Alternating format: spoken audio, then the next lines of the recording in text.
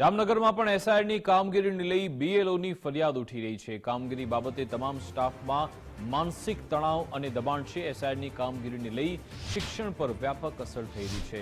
બૂથમાં જઈએ ત્યારે મતદાર મળતા નથી તેવું બીએલઓનું કહેવું છે। અનેક મતદારોના સરનામા બદલાઈ ગયા છે। મહિલા બીએલઓ રાત્રે કામગીરી કેવી રીતે કરી શકે તે સવાલ પણ ઉઠાવવામાં આવી રહ્યો છે। રાજ્યભરમાંથી વિરોધનો વંટોળ ઉઠ્યો છે। બીએલઓની કામગીરીને લઈને આ વિરોધ થઈ રહ્યો છે। વિરોધ સ્વાભાવિક છે। વિરોધની શું અડચણો આવે છે, કેવા પ્રકારનો વિરોધ છે અને કામમાં ક્યાં સુધીની અડચણ છે, આપણી સાથે જોડાયેલા છે જામનગરના બીએલઓ। તેમની સાથે જ વાતચીત કરવાનો પ્રયાસ કરશું। શું કહેશો સાહેબ, જે બીએલઓ તરીકે તમને શું સમસ્યા સામે આવે છે?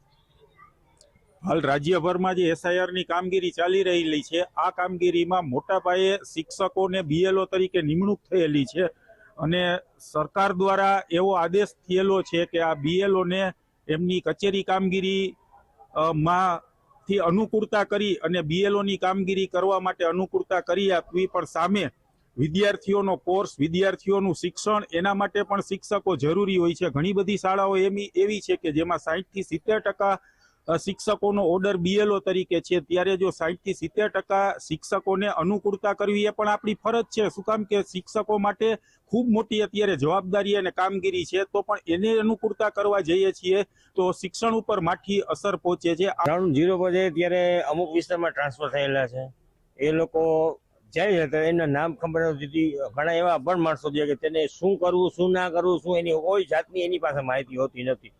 વિસ્તારમાં જઈએ, માણસો સમજતા નથી। પેલા શું જે સ્ટાર્ટિંગમાં ગયા ત્યારે પછી પાછળથી સમજે છે કે હવે આ ભરવાનું છે ફોર્મ, પણ ભરી નથી શકતા બિચારા। અને અમને ત્યાં જઈને અમને આ કામગીરી તમે કરવાની છે એવું એ લોકો અમને ભારણ કરે છે। હવે બે વસ્તુ અમારી થાય નહીં, ફોર્મ ભરીએ તો ઓનલાઈન ના થાય ને ઓનલાઈન કરવા જઈએ તો ફોર્મ ના ભરે। ગ્રાઉન્ડ ઝીરો પર એ બહુ તકલીફ પડે। ઓર્ડર થઈ જાય છે ત્યારે એ એરિયામાં જઈને એડ્રેસ પૂછવું, બધાના ઘર શોધવા, કારણ કે ઘણા બધા સ્થળાંતરણ થઈ ગયા છે, એટલે જે એરિયામાં જાય ત્યાં એ લોકો મળતા નથી। બીજા પાસેથી એડ્રેસ કદાચ પૂછવા જાય તો અમુક લોકો ખાલી એમનેમ વાતો કરવા માટેથી ને ખોટા એડ્રેસ, ખોટા નામ આપવા, એ બધી વસ્તુ મહિલાઓ સાથે થોડું ઘણું હેરેસમેન્ટ થાય છે।